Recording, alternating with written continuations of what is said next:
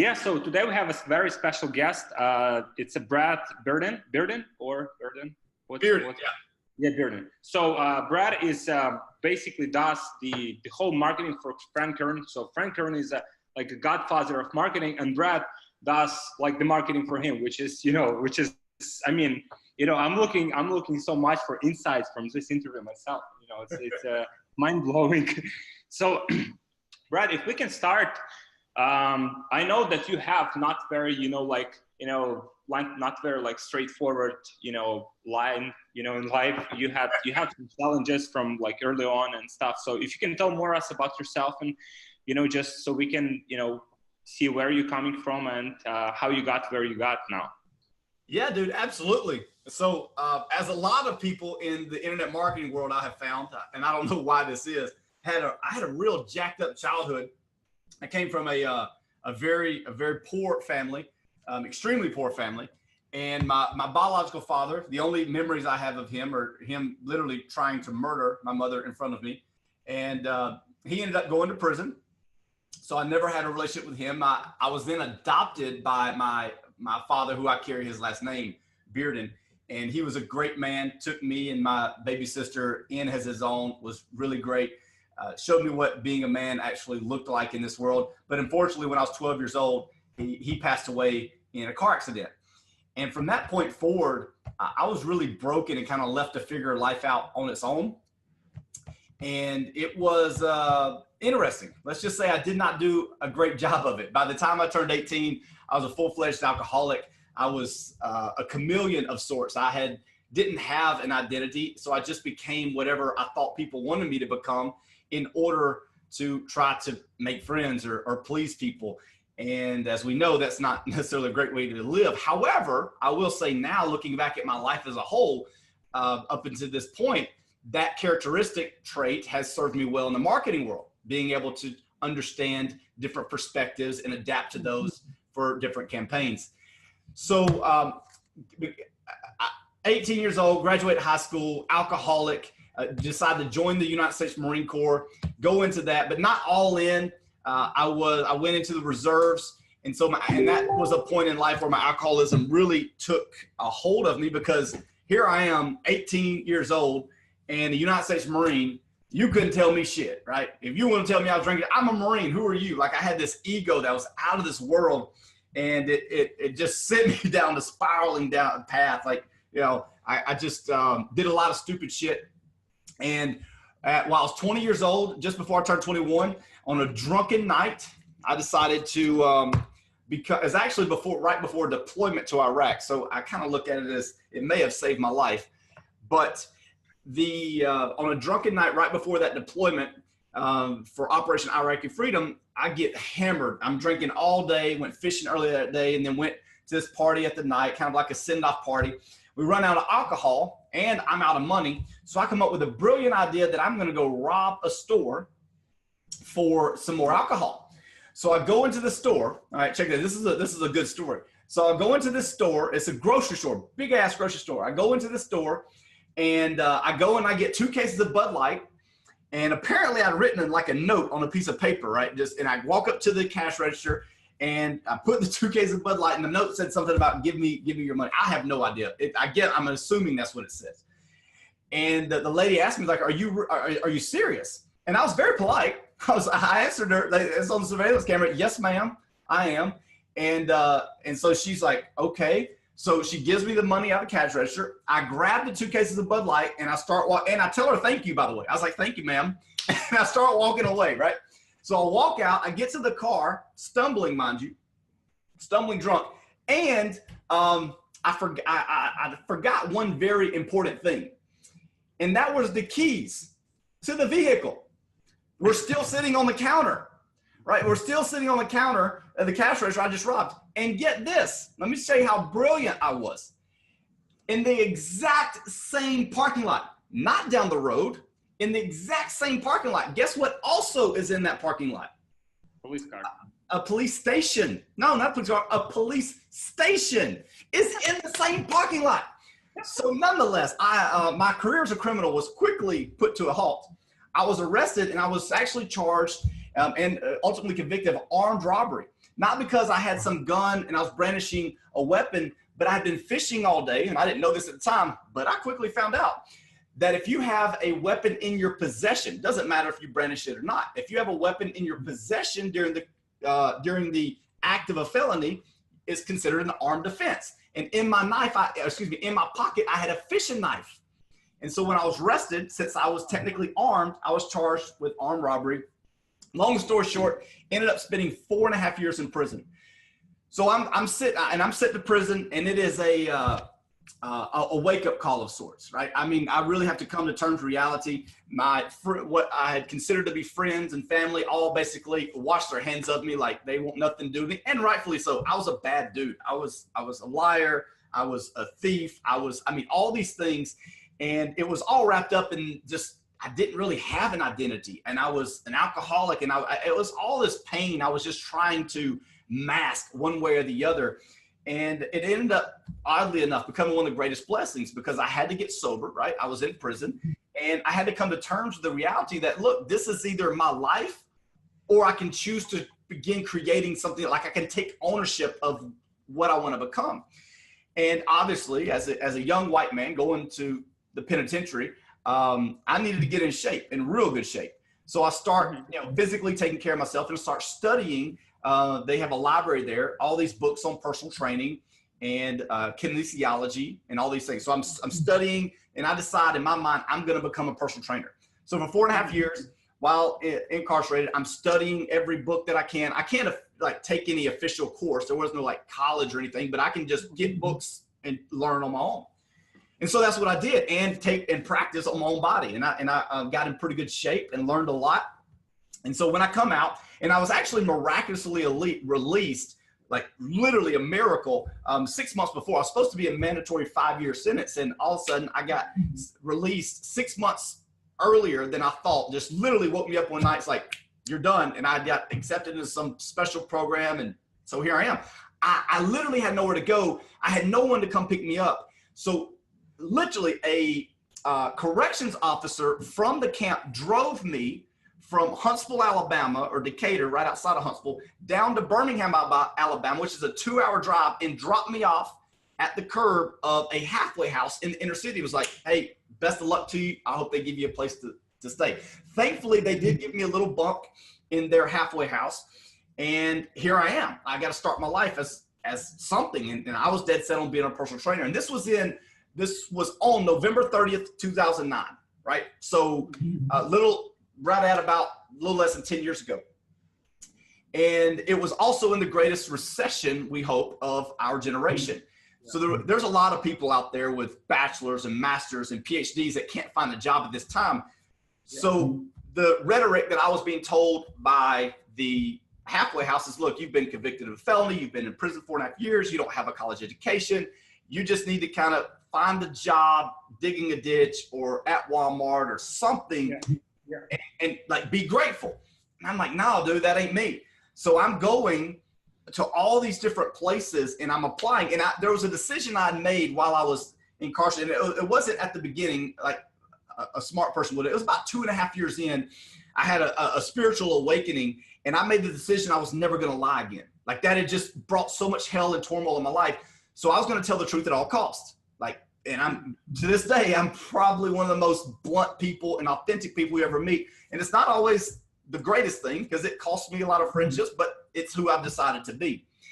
And so on all these applications, the question is asked, have you been convicted of felony? Yep. And so I'm like not getting return calls, not getting interviews, nothing. And eventually, after being turned down, God knows how many times, this gym, it was a large gym that had just been taken over by a consulting firm out of Atlanta, gave me a shot. And I went through 2 or 3 interviews. They hired me, and then they sent me home with a new hire packet. And it was this packet of paper this thick, and I was like, man, I know the question's in there, right? I know it's going to ask. I've got to answer it truthfully, and they're going to rescind the offer, and I'm going to be right back where I started. But I went through it. To this day, Alex, I have no idea. And now the owners of that consulting firm are friends of mine. I should ask them, but the question wasn't in there. I mean, it was this thick. Question wasn't in there. And so I got my shot. And now, mind you, I was only hired as a 1099 personal trainer. So I still had to like figure it out on my own. So I'm there and I start showing up and I'm working, 60 to 80 hours a week. No, it's 1099. So it's whatever I can figure out to sell them on, and I get a small percentage of that. After a couple of months, I'd made maybe $600.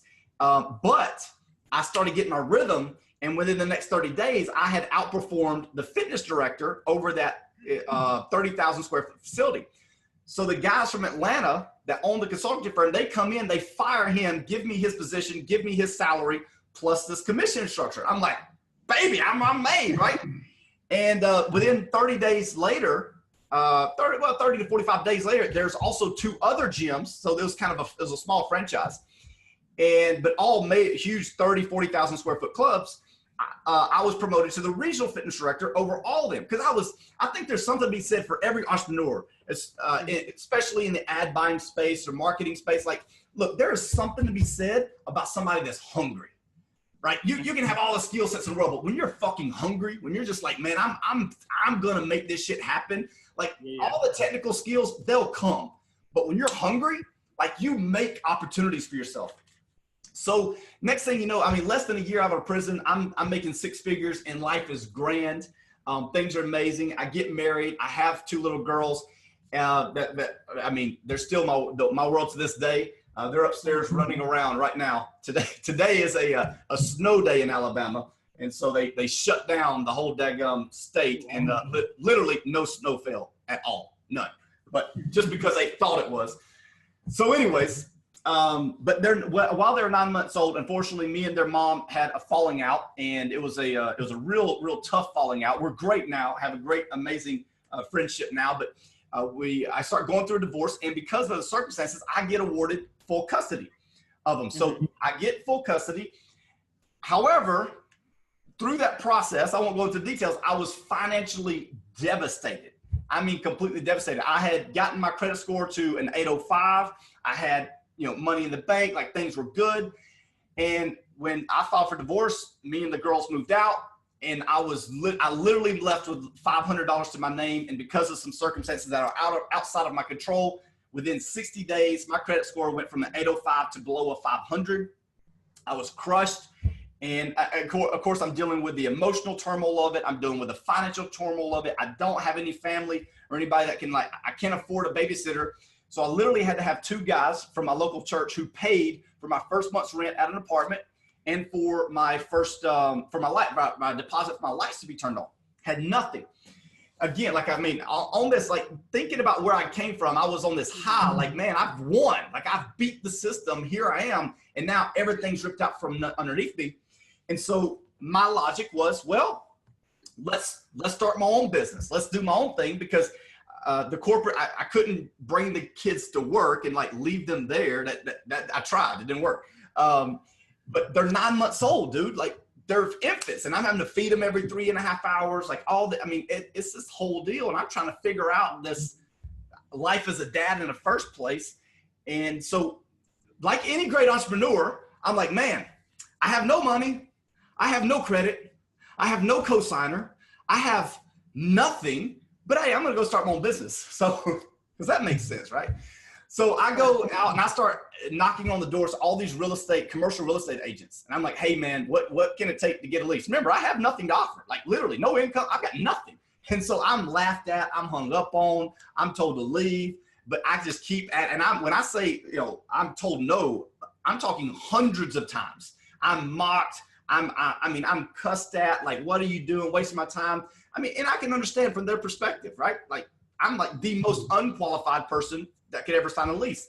However, persistence pays off. I eventually get a call, and to this day, I have no idea how this realtor got I'm assuming either 1, it was just a miracle from God, or 2, the guy, he had been somebody I'd left a dozen voicemails with, and he decided to call me back, or maybe a mixture. I don't know. But nonetheless, this commercial realtor, a gentleman by the name of Terry Ponder, calls me, and he's like, hey, I hear you're looking to open a personal training business. I'm like, yes, sir. He's like, well, I've actually got a personal training studio that was foreclosed upon. Would you like to come look at it? The location is perfect. Like it is up class, high scale. Everything is perfect. I'm like, absolutely. So we show up, and I almost didn't show up because I was so tired of being rejected, but I knew I had to take the step. So I show up there, and the first thing's out of my mouth, he hasn't even turned the lights on. It's only a little 1,200 square foot facility. But I'm like, Mr. Ponder, let me tell you where I'm at. I have no money. I have no credit. I have no co-signers. I've been going through divorce. I've got this. But if you will give me a chance, I give you my word, I will make this happen. And the guy just froze and looked at me. And it was like this awkward silence. And he said, you know what, Brad? For some reason, I believe you. Mm-hmm. And he said, let me reach out to the owner, because he was the owner. Terry Ponder happened to be the owner of the firm that managed the property, but the owner of the actual place lived in California. So he's like, let me talk to the owner, see what happens. Next day, he called me. He said, hey, Mr. Bearden, here's what we're going to do. We're going to give you 3 months of free rent. And I'm going to let you sign a lease, no deposits, no guarantee, no cosigner, no credit check, nothing. Now, if you know, I mean, this is a high-end space. And remember, I told you, this is a personal training studio that had been foreclosed upon. So it had about $15,000 to $20,000 worth of personal training equipment inside of it. It'd been foreclosed upon. He said, and you know all that equipment in there, Mr. Bearden? I said, yes, sir. He said, we're going to sell it to you. I'm like, dude, thank you. I said, but when I tell you I'm broke, like, I mean, dude, I'm broke. Like, I have nothing. And so, I need to work out some type of payment plan that, you know, he said, no, I talked to the owner, and man, we just believe in you. So we're going to give you a shot. We're going to sell you all the equipment in there for $1. And I'm like, man, this is such a blessing. So amazing. Here's my chance, right? So open up the personal training studio. But here's the thing, and this is where it ties into the marketing. Now I've put my name on the line. I've given my word. I've got to keep my word. That's just the decision I've made. I've got to figure out how to make this work. Yeah. So, and I have no money for marketing. So I dive head in, like just all into studying marketing, studying everything internet marketing related. And I've been studying it for a while, but never with this much intent and this much drive. And so how to build a website, HTML, CSS, like coding, everything because I need to do it all myself. So I'm literally just YouTubing it, trying it, failing, YouTubing that shit again, trying it. Like that was just where I was at. So ClickFunnels wasn't around yet, right? Do what? ClickFunnels and stuff, right? It wasn't around. No, that ClickFunnels didn't exist yet. So this was all like straight up, you know, WordPress and CSS. Like you gotta figure this shit out. So I'm out there doing the best that I can. And I didn't even have, check this out. I didn't even have internet. I couldn't afford internet access. So what I would do is right about 2.5 miles away from where my facility was, is there was a Barnes and Noble. And you know, they got free Wi-Fi. Well, at night, what I found out was I'd put my girls to sleep. I'd get them to sleep, and I'd put an extra bottle right in their daggum in their car seats, in their lap. Put them in this little car. My car was worth at most. I mean, literally worth at least like at most $400. Like it was this green Chevy Lumina. AC didn't work. The only seatbelts that worked were their seatbelts. The window didn't work. Like I mean, just like literally the biggest piece of shit you've probably ever seen. But what I would get them to sleep in their car seats, no lie. And then drive to Barnes & Noble after they closed, and I would drive right up to where the little coffee shop is inside of it and connect to their Wi-Fi. And I would sit there all night long on their Wi-Fi while my girls are asleep in the back, and I'm like building this shit out. And I'm learning, and I'm trying, and I'm learning. I build the website. And long story short is I get the website to #1 locally, organic SEO, and we start getting business. Things are popping. And here's what I discovered, Alex. I realized pretty quickly that I loved marketing. Like that was the thing where I was like, man, this is fun to me.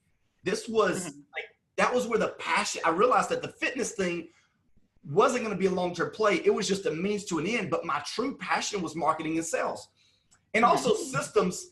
And so, because again, while all this is going on, I've got 2 little infant children that I'm having to take care of. Like when I'm training people, I had this little bitty, like 150 square foot office in there, and my girls were asleep on the floor while I'm training clients.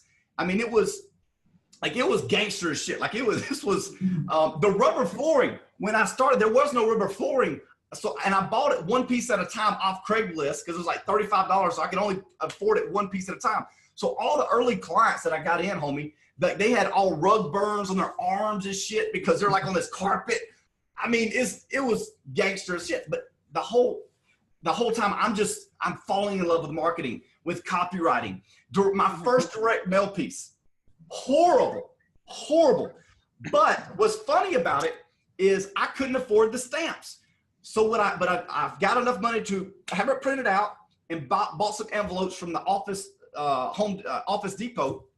And I got out of my car and I walked up and down the neighborhoods all around. I just put it in the mailbox. It's illegal, by the way. You're not supposed to put something in that. I ain't give a shit. I'm like, look, boom, in the mailbox, boom, in the mailbox.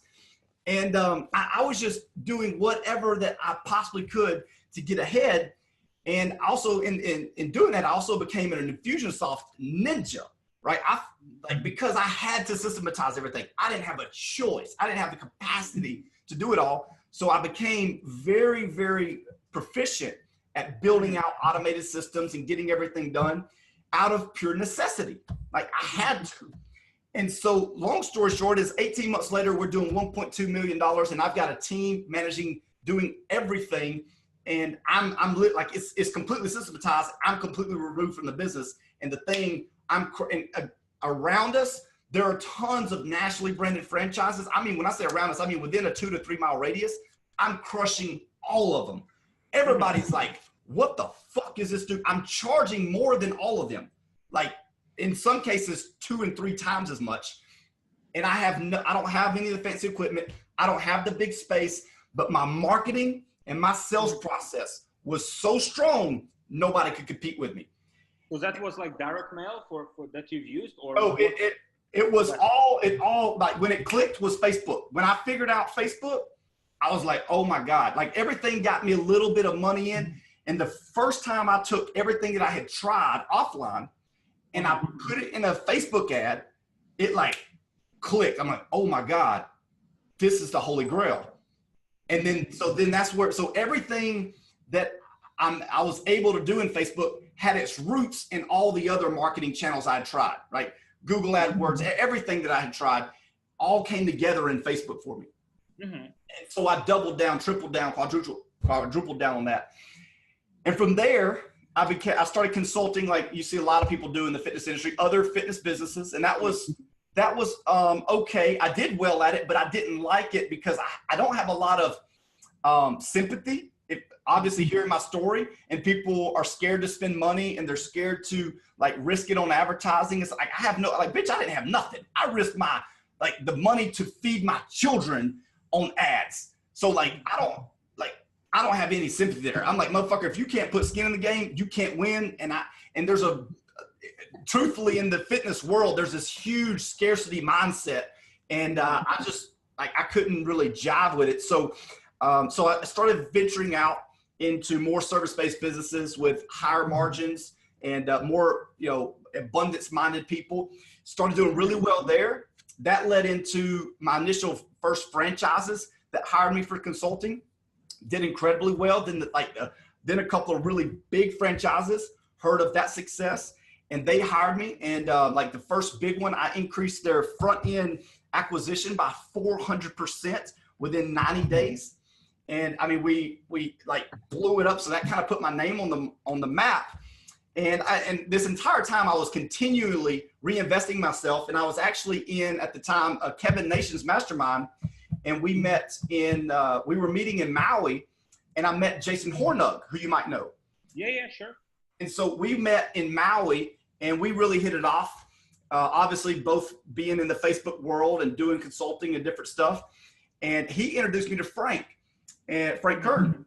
And Frank's like, hey man, could you help me for 90 days? Like do some stuff, like, cause our shit like isn't really working. They were working with a big name agency at the time, but like they weren't doing shit.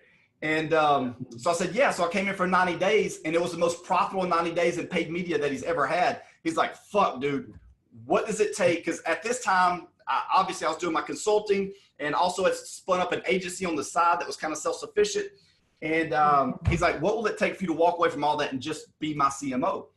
And we came up with an agreement and it's been amazing. I mean, this past year, so we're going on 2 years now, working with Frank and being basically his right-hand man. And last year we finished as the most profitable year of his entire career.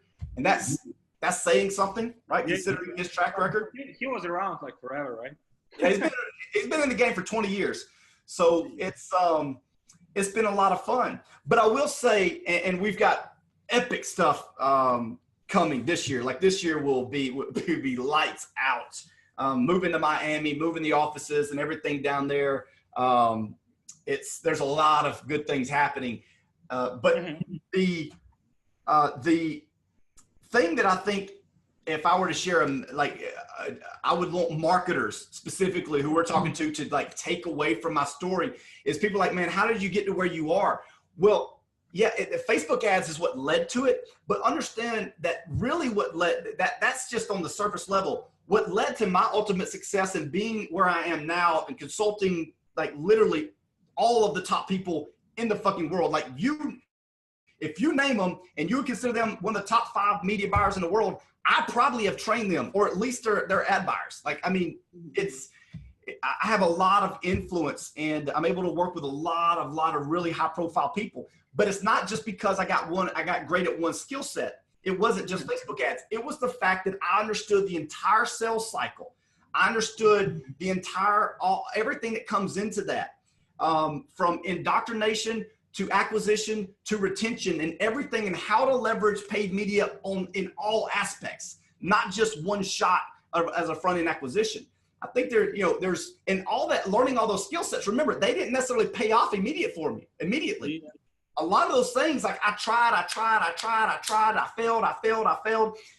But I developed a skill set that eventually, when the right opportunity presented itself, it all came together. And it put me head and shoulders above every other media buyer because I could work with the entire system in a way that most people couldn't. So that system that you've developed, it's called intent-based branding, right? Yes. Yeah. It's can you tell us more about it? Like what is it, how it works and stuff? Absolutely. So, and I'll give you some specifics, but it's and for our seasoned media buyers, you'll get this a lot more. You'll see the in-depthness of it. Some people I may confuse here, so feel free to ask any questions that I seem a little off or a little too deep for you. But basically it's saying, all right, here's our most ideal client. Now we know if you're a seasoned media buyer, which I know that you are, we know that this theory about getting super niched down for a conversion ad and putting the right message in front of the right client, like that's fucking stupid. You're going to get charged such a high premium if you really niche down, like it's never going to be profitable if you're using the conversion objective, right? So it sounds great in theory, sounds great for these, wonder courses out there, but in reality, when you apply it, you just, if you're going to go that route, you just need really, really strong copy and keep your targeting as broad as possible. Let your copy pull out the right people. But nonetheless, there is a better way. There's all these different these objectives out there. And engagement, what I found is I was hired by Facebook to come in and work with their top 6 engineers. And so they pulled back the curtain and showed me a lot of the things about how their algorithm actually works. And that was extremely enlightening. It was kind of ironic too that Facebook's hiring me to tell them how to better use their platform. Kind of cool.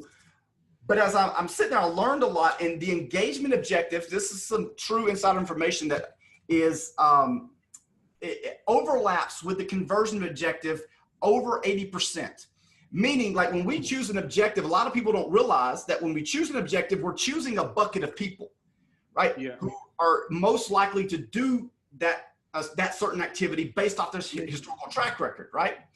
Yeah. So now if you look at the CPM cost, the cost to get in front of those people, engagement compared to conversion, is night and day. You can pay pennies on the dollar, but get in front of really it's 80% of the same people. Really? I thought like they're like very different. In theory they are, but when you look behind the scenes, the overlap is over 80%, right? The engagement objective is the second highest quality objective. Like 80% of the people in the engagement objective are also in the conversion objective bucket, if that makes sense. This is amazing. So what it allows us to do is to use video ads, right, to really, really niche down to a cold audience. So what we would do is the way we do it is we take our 1% lookalike of our best buyers. That best buyer list, I'll tell you by definition, is 2,500 people that have spent at least $2,500 with us. We take that 1%, and when I say 1%, I'm talking United States, Canada, Australia, and the UK, and we stack it on top of our best performing interest to a cold audience based off historical track record for buyers, not opt-ins, only buyers. We know these interests have converted us quality buyers historically for, you know, a sound amount of time. So we take our 1% lookalike and stack it on top of those interests and narrow down the age range and the geographical location to here's where this is our best performing prospect, right? Historically. Now, if we try to do that in conversion, it would be so difficult to get conversions with a good CPA because we've niched down so much and the competition is so high. The CPMs are going to be so high, it's going to be ridiculous. But in the engagement objective, we're able to get in front of these people pennies on the dollar, and we only use video ads to them. Now we're running engagement objective, but only video ads. A lot of people say, why not video views? It's a completely different bucket that is extremely low quality, extremely low quality. The people, just for the listeners to know, the people in the video view objective are people who are likely to only watch 3 seconds of your video. By definition, that's who they are. And just another side note, the worst objective on the entire platform is traffic. It's literally, by definition, the people that will click, look, and bounce. Like, that's who they are. That is like the worst people that you could ever send to a landing page. So anyways, we get in front of the people with a video ad using the objective of engagement.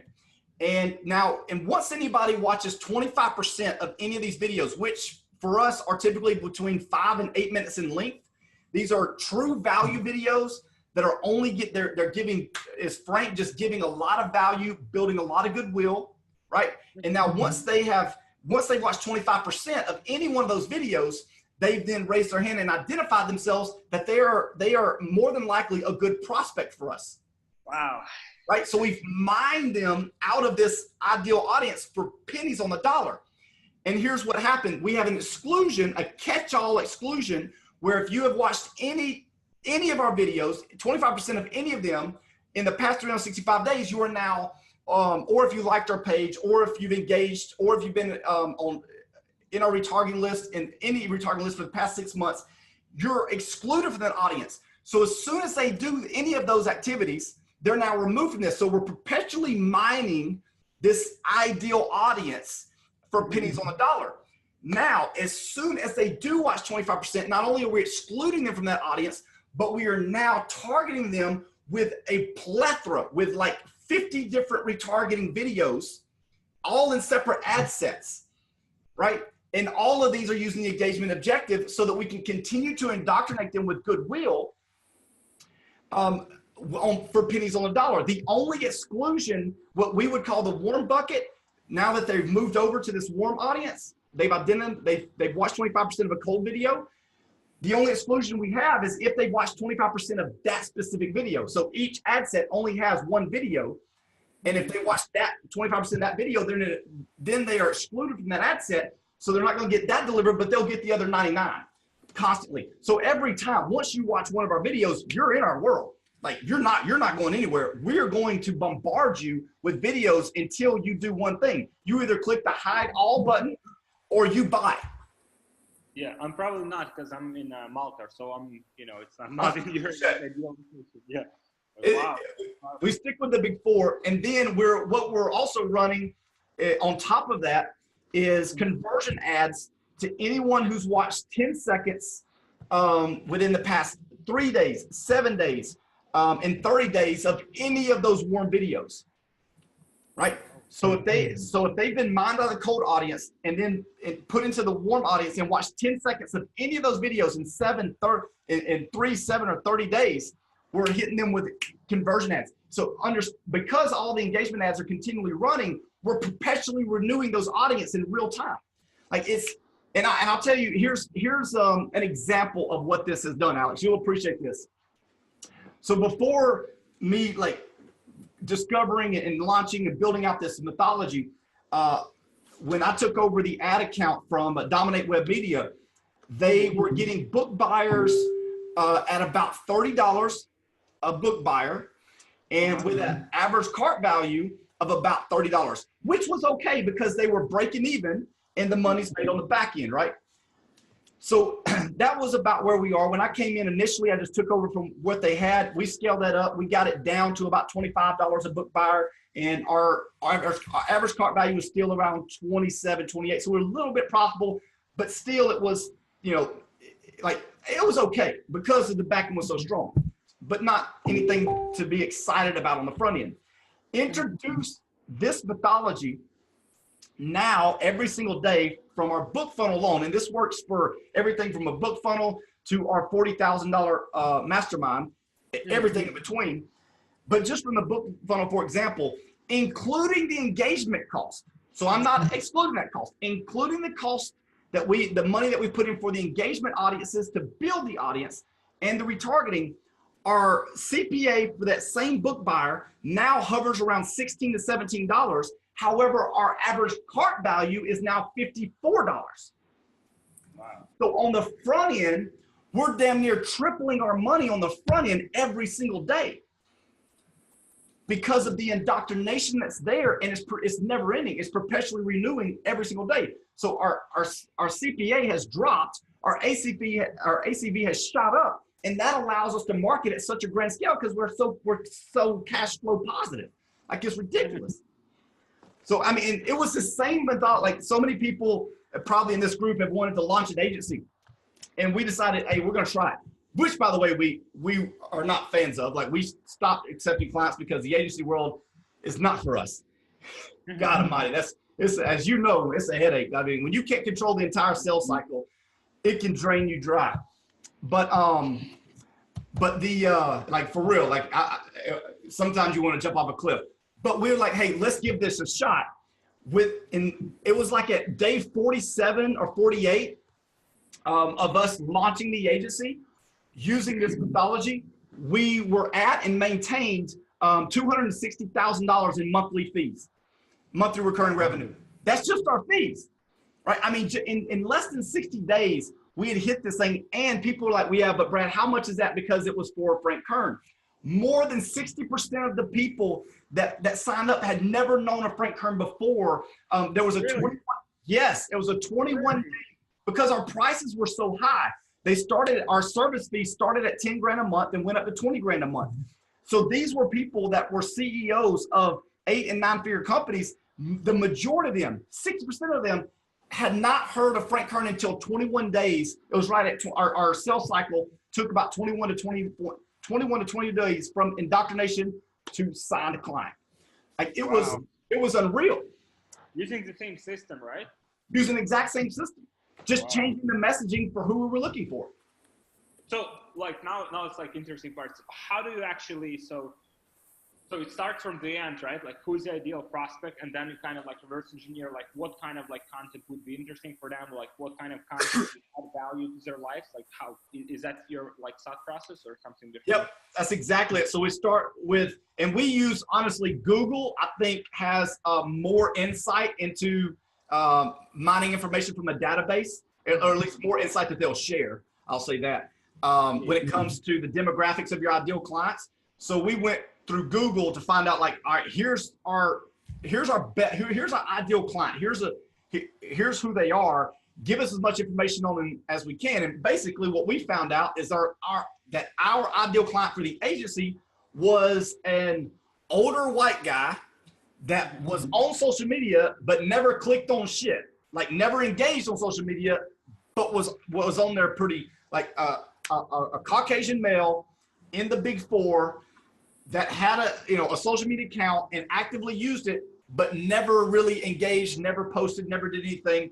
Like that was our ideal client. And so that's what we backtrace. Okay, what makes this person tick? What intrigues them? And built our marketing messages from indoctrination to sale around that. And do you have like a template for content? Like, so let's say, like how many pieces of content would typically go into this sequence? Like 20, 50, or is like naturally, like organically, like what's working?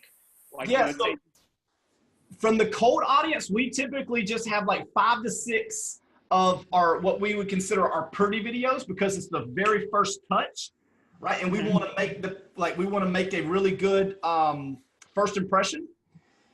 So there's only 5 or 6 of those that are really dialed in their messaging, and they're well edited and well produced. But then once they move out of that cold bucket and they go into the warm audience, there's anywhere between 20 to 50 of them, and most of them are very native. Like they're basically, what we'll do is Facebook Lives around the topic and just run the lives as ads, as engagement ads, or if the ad had too much stuff at the front and the end, we'll rip that. We'll take that live down, edit out the beginning, edit out the end, put a title and subtitles on it, and run it as an engagement ad. That's the majority of them. So there's a lot running in the warm, so that so a lead never goes cold. They're always getting new videos. But in the cold audience, there's typically only 5 or 6. Wow. And so like I mean, like for me, it's like mind blowing, because, I'm in the e-commerce, it's a bit different, process. Like we take people, but it's the same. Like we take people, from like cold, but we typically go after, bigger audiences. The products are more like wide appeal and stuff. But like, would you see this process apply to e-commerce, or like? Absolutely. And here's how, because we've got a number of clients in the agency that are in e-com, and here's how it applied is. It's these questions, and this is what you write your scripting, your material, make your videos around, is what is a buyer, what are they thinking, and specifically what questions are they asking themselves 3 days, 7 days, 10 days, 14 days, and 30 days before making a buying decision. What are those questions? And for each product, the decision, those questions may be somewhat different. As if you're just selling a high quality t-shirt, those questions may be different if you're purchasing a organic grow at home kit, right? Something like that. Those can be different, but getting in with your client saying, okay, let's do a deep dive, and what questions are your ideal prospects, not just any prospect, your ideal prospects, the people who buy the product and buy the upsells and come back and buy again. What questions are they asking themselves 3, 7, 10, 14, 30 days before they're a buyer?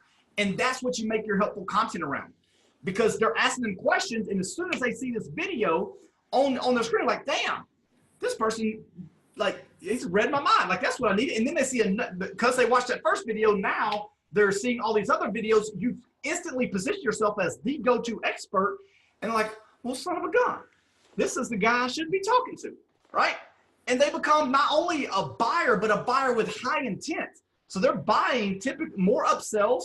They're reoccurring. They stick longer. I mean, yes, it works absolutely with e-com. Do you see like other people in the market like replicating the same system, or like it's? Oh, they people try. I mean, but at the end of the day, like, homie, I mean, you know as well as I do. Unfortunately, the reason I can share so freely is because we've got this shit on lock, and people try to like model it, but most people aren't willing to take action. Most people aren't willing to put money in the game and skin in the game to figure it out. Most people are so scared to lose that they never win, right? If we have any superpower, it's that we play to win no matter what. Like, if we lose, fuck, we lost. But I honestly, over the past 6 months, there's only been 3 days that we lost money on the front end. 3. Front ends. On the front end. We're always profitable on the back end. There's only been 3 days in the past 6 months that we've lost money on the front end. And that's because shit broke. But like but we didn't get there by like being timid and cowardly. We didn't get there by launching a little $5 a day test. We got there by putting fucking skin in the game. Yeah. You know what I mean? Yeah. And so you got that from books, like from Eugene Schwartz, like from those kind of books, or you kind of like figured it out like by yourself, like or like combination from different people? I would say a combination, and also just being a strategic thinker. I think like the greatest asset that we have, and also understanding the full picture, right? Like if you look beyond the first acquisition, and you look like what opportunity there is, like what is the true life cycle? What is the true lifetime client value? And at what point are you monetizing that? And how does all this play together? If you as a marketer look at it from that approach, and you make your decision strategically with that information, you're in a much better position to succeed. But so many people are so like, it's this, like they're just playing not to lose, bro. They're so scared to lose a little bit that they never get a chance to win. Wow, this is so powerful. Have you had that barrier, or like it's kind of like you just because where you come from, like you didn't have that barrier, like lose, like you haven't been afraid to lose? I do think it's lost it, or like. Well, I think it's I do think, and that is an edge I have on some people because of my past, and that's because I was put in a place where I had to win, right? I had two little girls counting on me, and I just I doubled down on myself. And when you put yourself in a corner where it's like, you know what, I've got to spend this money because it's my only chance to making it happen, and I'm going to figure out a way to make this shit work. Like when you have that mentality, I think it gives you power. Would I have developed that mentality and kind of thick skin if I wasn't in that position? Alex, I don't know that I would have. Like I try to be fair, but because I was in a position where I had to win. Like I trust myself now. I've been through there, and I'll give you an example. Not yesterday. Friday, Thursday. I forget, my days run together. But a few days ago, I was at HQ in San Diego, and one of our sales guys, we have this daily sales target of 100K a day, and I started out the morning closing a few deals, so we had some traction. I was in a meeting with Frank with private clients. And I just could kind of look at the offices. It was all glass, and I didn't see a lot of activity. I'm like, what's going on? So I step out of the meeting with the private clients. I go over and I'm like, hey, dude, what's up with where we at on sales? And he hadn't made any, or maybe he had maybe one more high ticket sales since the ones that I'd brought in that early that morning. I was like, well, he's like, man, I've got all these sales calls later today and this and that. And I'm like, what the fuck are you doing now? And this is where like that mentality of find a way to win comes from. And nothing against him. I love it. I love this dude. Like, he is an amazing dude, but it's just, he hasn't been in a position where that mentality was forced upon him. So I'm like, well, hold on, dude. Well, let's go. So we went through a Facebook post and just looked at different comments, right? And it was like, and I saw some comments of people who might be interested. They didn't say they want to buy anything. They just said they might be interested. I'm like, all right, look these people up. Are they in our CRM? Have they ever opted in for anything? One of the guys he had opted in. I was like, is his phone number right there? Yeah, call that bitch. He's like, right now? Like, yes, call him right now. Got him on the phone. 8 minutes later, $3,000 swipe, card, boom. And that started the process. Now he's all fired up. And I think as a marketer, you have to, like, when you understand the whole picture, what I mean is like there's a sales cycle that takes place. And sometimes your marketing, like, you need to understand that sales cycle and be able to go into that bad boy and like make shit happen if things aren't working out like that. If you really want to win, like, you got to be creative and understand that that's there and figure out a way to make it happen. So then like that energy, he's like, oh man, this shit works. So now he's calling these random people, he's calling this, and we hit our sales goal today. So it was like, I think you have to, if you really, it's easier for me to go all in because I know I'm going to find a way to make it work on the back end. Like, I'm not going to sit there and just be a bump on the log and be like, well, I hope shit works out. Like, that's a lazy marketer, in my opinion. A marketer is like, I'm going to find a way to make this shit ROAS, and I'm going to find a way to make it ROAS today. And that's just kind of my take. That's also why the agency shit drove me nuts. because the sales cycle was out of my hands. And I'm sitting there trying to basically tell them what to do on the sales cycle. And they're like, oh, well, you know, but we got to take that to this VP and this guy. And I'm like, what the fuck? I'm telling you how to make money. And so it, you know, it drove me nuts. But anyways. This is powerful, man. So what's like, do you use YouTube right now or like other channels? Yes. So we run Facebook, Instagram, YouTube, AdWords, and we're about to kick off LinkedIn. And what's today? Today's Tuesday. Tomorrow, hopefully, or Thursday, we launch our first Snapchat campaign. Okay, that's cool. Yeah. That's cool. So we're how's YouTube? YouTube is YouTube's a motherfucker. All right, like it's I know people in it that are crushing it, but here's the like I'm such an analytics guy. I love data and that's what makes me smart, because I just take myself out of it and just look at the data, make the decision. But the YouTube, here's the big flaw with YouTube, is that if you do all the study, this is from the most recent study in this year, 2019. I forget the exact percentage, but it is the majority of people who watch YouTube. The majority of people who watch YouTube either not logged into an account or don't have an account at all.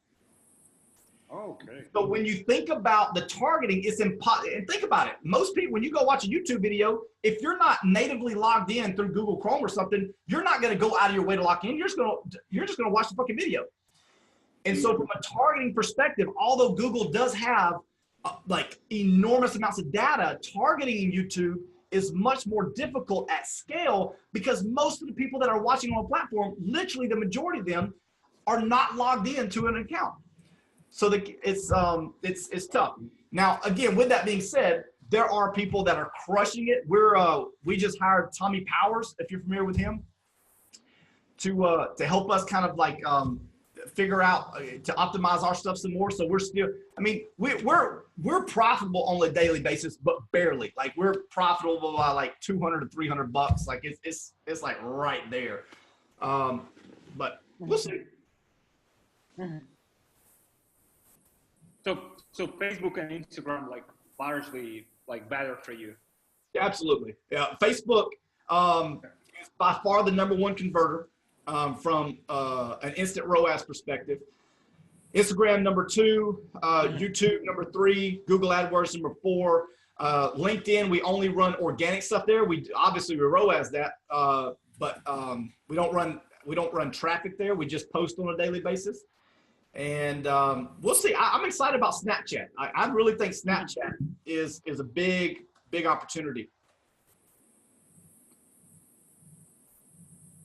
Did I lose? So, yeah, like if your audience, like millennials, right? Like from 20 to 30, probably like a bit younger. Is that your like target audience? No, it's 25 is the youngest that we target. So 25 to 54 is our sweet spot. Okay.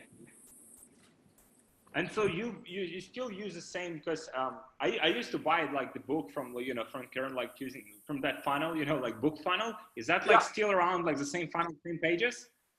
Yes. Gee, it's been like a few years now. Yeah, now we've got a new book, but we're still pushing the old one as well. The new book, Convert 2.0, is really good. It talks a lot about the strategy that I just discussed. It kind of walks through that in the first 20 or 30 pages of it, and shows you kind of what we're doing with it, how we're ROASing it. But we also running the old book, the consulting book as well. It still converts. Yeah. Wow, it's been. I bought it like 2-3 years ago, like long time ago. Wow, like this is powerful. I mean, like what's interesting about like you just like give it away, like everything. Here it is, like here's how to do it, right? And people still don't do it, right? they don't execute, man. It's like, hey, if people would execute on the free content they got out, they would be well off. They'd be very successful, probably much more successful than they are. People just don't execute. Wow. And so do you, like, how do you hire people? Do you kind of like figure out yourself and then give people the process to go through, or you just hire people that kind of like bring their process or some of their strategies in? And like, what's your hiring process? How do you hire good people? I hire people, not skill sets, because here's what I found specifically in our industry. Egos are so big. And people have like their ways. And again, this is not to be received in any disrespectful way to anybody, because there's other, I know there's other methodologies that work, and I'm more power to them. However, we know what works for us. And so like when we bring somebody on, I train them, this is how you do this shit. I don't care if you've done it your way profitably forever. Like, we do it this way because this is what we know what works. Now, if somebody says, hey, Brad, I think this will work better, if it'll work better, I'll give them a budget to go test that shit. And if they can prove it out that it realizes better, we'll pivot in a heartbeat. We ain't married to shit. We're married to data that works. But we know that our process works. When we hire somebody, they just have they need to be great people, team players, and be competent in the fundamentals, because I'm going to train them on exactly, here's step 1, here's step 2, here's step 3. Do it exactly this way, and we'll win. Like, we'll win. The hardest part to teach, really, who I love to hire better than anybody, are copywriters that don't have the technical skill set. Because that's the hardest thing, as you know. It's fucking like, can you get somebody to write decent copy without having to rewrite all their shit all the time? If somebody's got a good copywriting skills, I can make them a badass media buyer almost overnight. It's the copywriting skill set that makes things difficult for people. And like for tracking, you use some like special systems, like you use like Optimizely, or you use like Google Analytics. Like, what's your main like tracking? All of the above. We are Funnelytics. We use Wicked Reports. We actually hired an agency specifically for this, who, in my opinion, are the probably smartest analytical people I've ever met in my life. It's called Launch Titans. Wow. And this guy named Anthony, they run all of our analytics. I mean, we use Google Analytics on everything. But it's all tied in.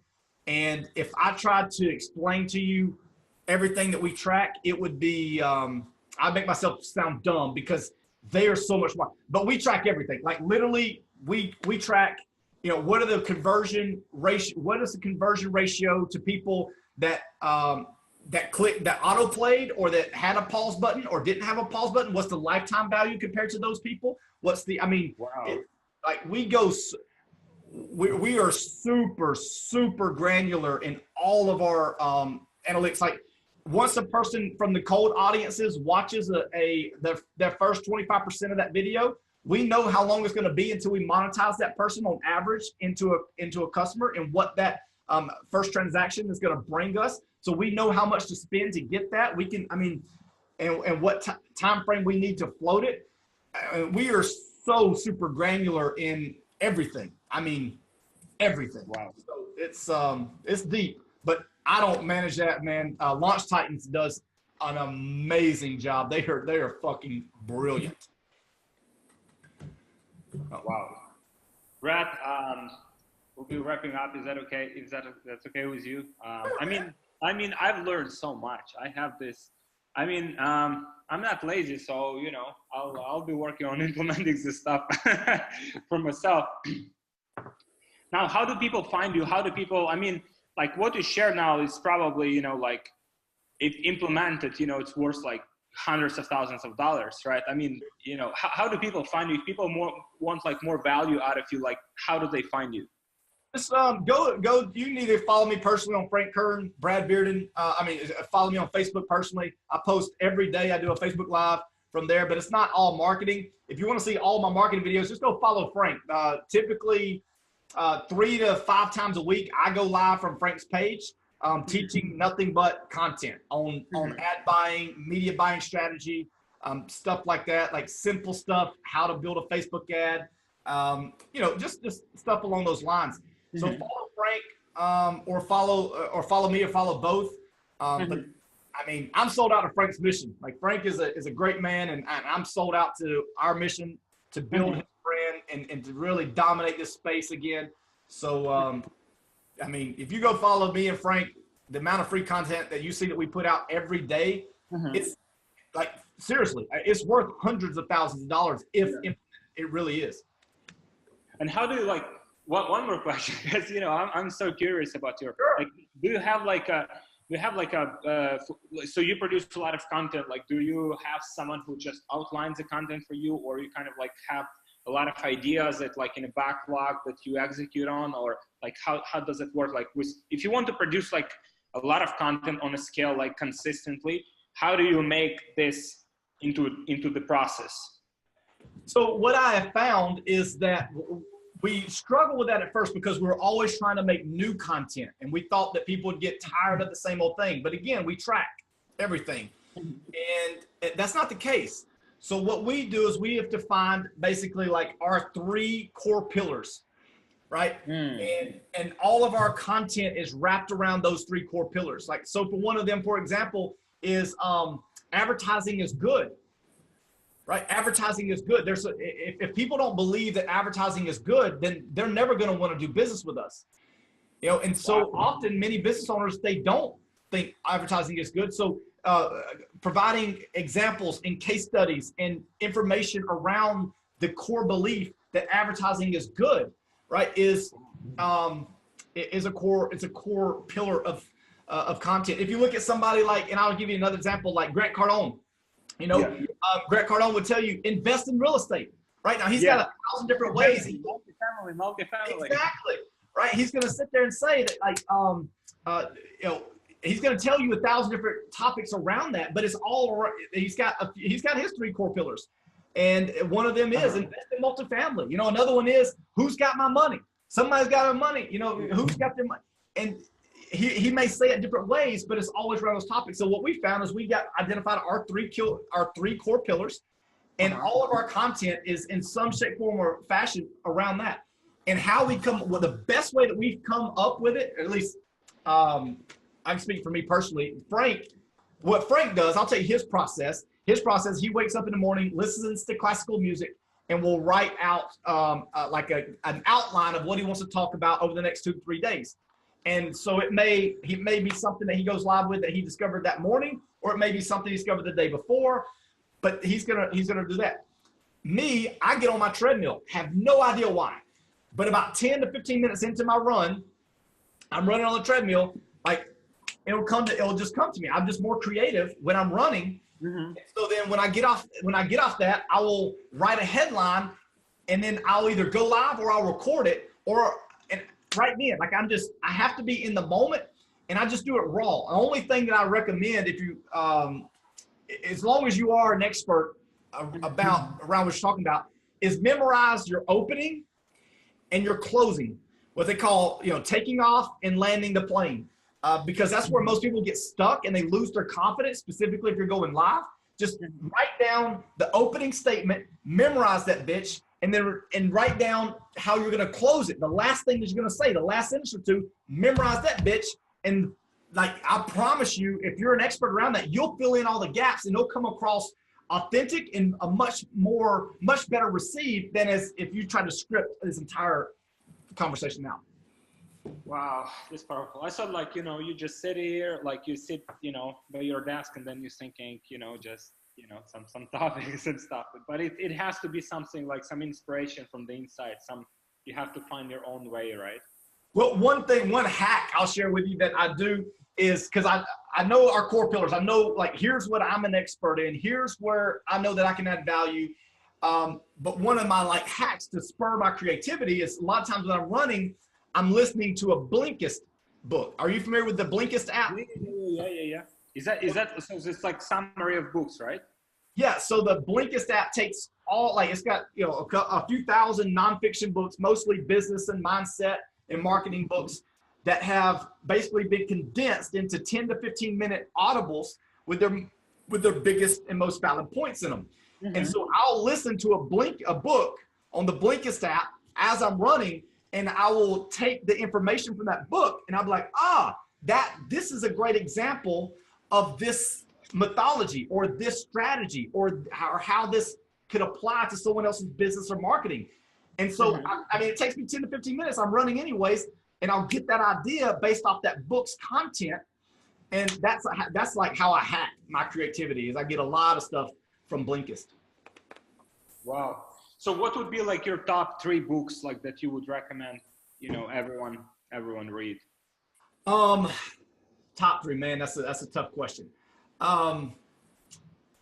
The top one, hands down, would be oh my God, my name, I'm blanking. It's in my bag.